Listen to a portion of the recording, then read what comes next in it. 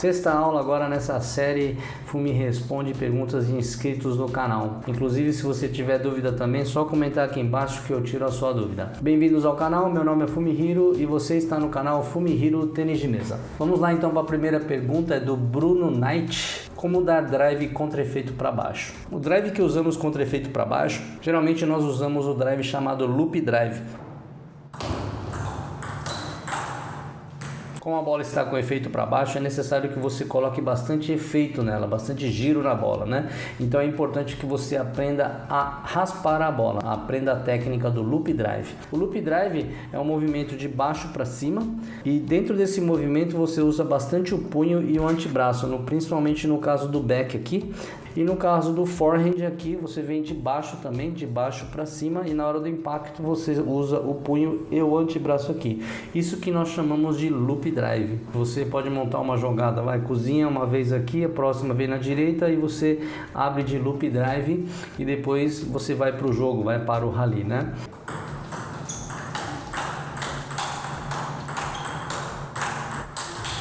Uma parte aqui que é importante ressaltar é que o Loop Drive ele não tem muita velocidade, não tem muita potência. O que é importante você fazer? Toda vez que você usar um Loop Drive, você procura o back do adversário, não o forehand do adversário. Porque teoricamente, todo jogador ele é bom de forehand.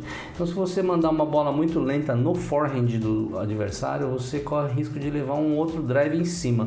Então a gente procura usar sempre o Loop Drive no back do adversário, assim fazer ele bloquear e você depois continuar o seu ataque aí. Mas a pergunta do amigo aí foi como dar drive contra efeito para baixo. Então a gente usa esse tipo de drive, né? O Loop Drive, que é um drive com bastante efeito, e eu falei um pouquinho sobre a técnica aqui. Inclusive eu tenho aqui no meu canal aqui, se você quiser dar uma passadinha lá para ver como é que faz aí, tá bom? Se você está gostando do conteúdo do canal, clica aqui em valeu e apoie o canal. Se não estiver aparecendo para você, arrasta para o lado, vai aparecer um coraçãozinho para você e lá você vai poder deixar o seu comentário e o seu comentário vai ficar em destaque. E eu vou dar prioridade nas respostas para quem está apoiando o canal. Quem puder ajudar a fortalecer o canal, eu agradeço. Vamos para a próxima pergunta do Games On. Pode me tirar uma dúvida? O que a espessura da espuma muda? Acho que ele que se referia à esponja, né? E qual dá mais efeito? O tecido EVA ou o pino curto? Com relação à espessura da esponja, quanto mais a esponja é grossa, mais a bolinha vai pular. As esponjas mais grossas, elas são indicadas mais para atacantes e as esponjas mais finas são indicadas mais para jogadores defensivos, né? Por exemplo, o jogador que joga de lisa, teoricamente ele é atacante, ele ataca com essa lisa e ele escolhe uma esponja um pouco mais grossa, né? Tipo 2.1, 2.2 de esponja. Com relação à borracha lisa, que ele se refere aí como EVA ou pino curto, a borracha lisa ela tende a pular mais. Ela tem mais potência, pelo fato de ela ter também aderência, né? Porque o pino ele patina um pouquinho, então ele tem menos giro, tem menos aderência, então vai pegar menos efeito. Quando a bola chegar no adversário, se a bola tiver muito efeito, fica difícil do adversário bloquear. É recomendado aí uma borracha lisa para quem quer bolas mais potentes. E a esponja, quanto mais grossa, mais pula. Wellington Sargis, a próxima pergunta. Para quem é amador mesmo, jogar caneta é mais fácil mudar para classineta do que clássico? Sim, eu acho que é mais fácil você mudar para classineta do que clássico. Porque você não precisa mudar a empunhadura, né? A empunhadura do caneta e classineta é a mesma, né? Caneta é o jogador que segura desse jeito.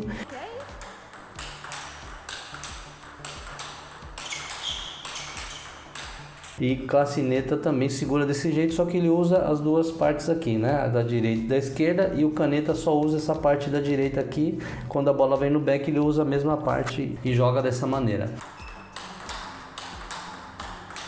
E aí, como você não tem que mudar a empunhadura aqui, tem muitas coisas que são iguais, né? Por exemplo, no saque, você com estilo caneta ou classineta vai segurar da mesma maneira. No caso do clássico, não. No clássico você segura dessa maneira aqui. Na hora do saque, geralmente a gente muda um pouquinho a empunhadura. Então isso é diferente.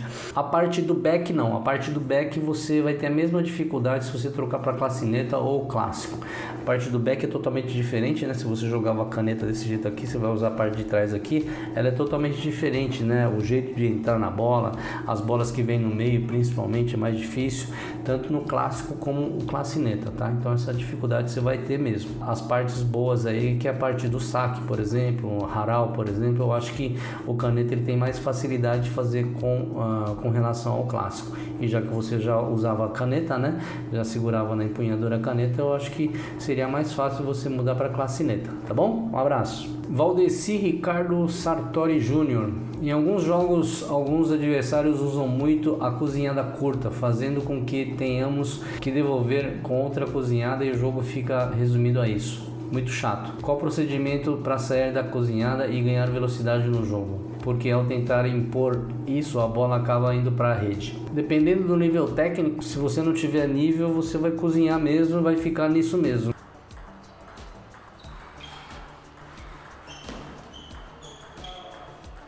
Mas os jogadores de alto rendimento, a bola que vem para baixo, eles abrem, né?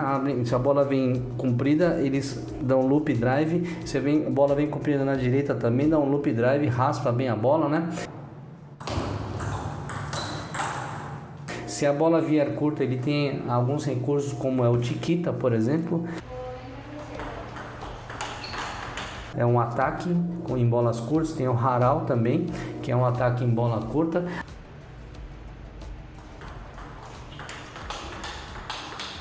Assim você devolve a bola com bola para cima, com efeito para cima, e a bola teoricamente vai voltar com efeito para cima para você.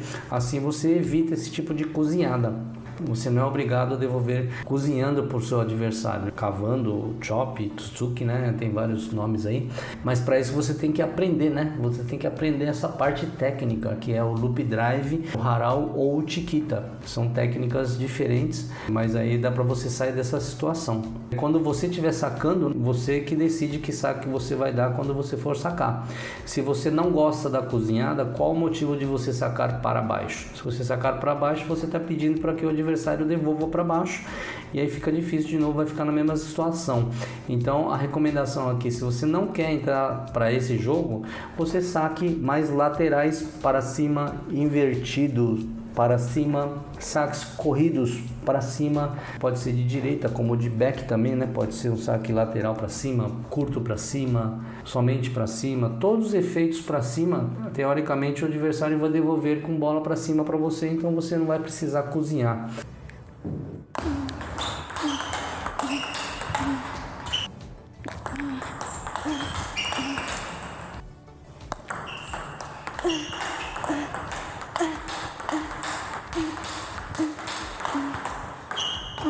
Próxima pergunta, Bruno Knight. Tem como fazer cato sendo caneta? Tem jeito de fazer sim, não é muito usual, mas o caneteiro aqui, ele pode fazer cato sim, principalmente de direita também. Só que como o caneteiro, teoricamente, ele usa uma raquete muito rápida, ele prioriza a potência, então ele está com uma raquete muito veloz.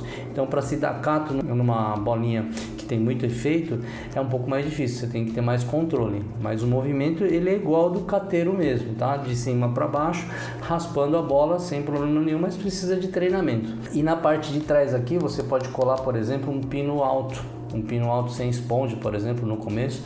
O movimento ele é igual ao movimento do cateiro também, vem de cima para baixo, raspando. Dá para se fazer sim. Eu acho até que poderia ter algum estilo aí de jogador jogando dessa forma, né? Na direita dava drive e no back cato. Eu acho que muitos jogadores sairiam bem, porque no Brasil tem muito pouco jogador cateiro, né? Defensivo. Eu acho que sairia na vantagem. Como não tem muito jogador cateiro, os jogadores vão ter dificuldade de jogar contra você, se você jogar nesse estilo. O difícil é encontrar um técnico que possa ter esse know-how para ensinar para você, né? Como tem poucos atletas cateiros, tem poucos técnicos que sabem, que tem know-how para ensinar no estilo cateiro. O técnico também não tem que ser cateiro para ensinar um cateiro. Por exemplo, no meu caso, eu tenho know-how para ensinar um cateiro. Por quê? Eu dei aulas 22 anos no Japão, eu dava aula junto com mais um técnico, né? Eu dava aula numa mesa e mais alguns jogadores, e ele sempre pegava pegava 1 ou 2 jogadores da academia e também dava aula. E esse jogador, ele era cateiro. Então eu dei aula 22 anos do lado de um técnico cateiro. E esse técnico cateiro, todo atleta que passou na mão dele sempre foi top do Japão. Muita gente acha que um caneteiro não sabe ensinar um clássico, um caneteiro não sabe ensinar um cateiro. Depende do técnico, né? No meu caso, eu sou caneteiro, mas eu tenho know-how para ensinar cateiro, pino alto, clássico, tudo porque eu tive essas experiências todas em vários lugares do mundo. Clássico eu aprendi lá na Europa, pino alto eu tive que aprender na marra, porque no Japão tem muito jogador que joga pino alto lá, então eu mesmo tive que botar a mão na massa, aprender a jogar. Se você quer aprender, você precisa procurar primeiro um técnico que tenha know-how para te ensinar esses fundamentos básicos aí, tá bom?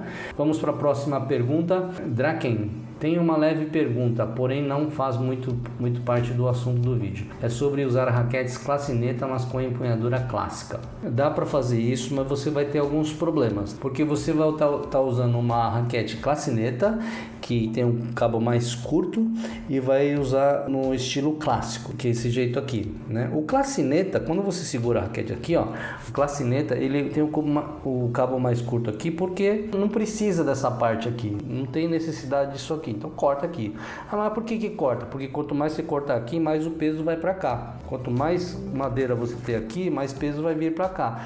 E no tênis de mesa, quanto mais o peso for para cá, é melhor, tem mais potência, tá? Então não tem necessidade de ter um cabo comprido. Mas por que o clássico tem? Por causa da empunhadura, porque quando você segura aqui, ó, a raquete, você precisa, um cabo, você segura até o final do cabo aqui. Então ele precisa dessa parte aqui. Se você usar uma raquete classineta, o cabo vai vir aqui e você vai sentir um certo incômodo, você vai ter bolhas aqui, vai ter calo aqui na mão, né? Para quem treina bastante e tal, não é recomendado você usar uma raquete classineta e segurar no estilo clássico. O contrário, tudo bem, né? Você tem uma raquete clássica e quer segurar na empunhadura classineta, aí não tem problema, né? Não vai te atrapalhar nada, né? Só vai ficar esquisito porque o jogador classineta, o cabo é mais curto só, tá bom? Acho que deu para responder aí, né? Um abraço. Bom, agora eu quero pedir um favor para você. Se você ainda não é seguidor aqui do canal, ajuda a fortalecer o canal aqui. É muito importante a sua inscrição. Mais de 70% das pessoas que veem os vídeos aqui do canal não são inscritos. Dá uma força aqui pra gente aqui. É muito importante a sua inscrição. Um abraço e nos vemos na próxima aula.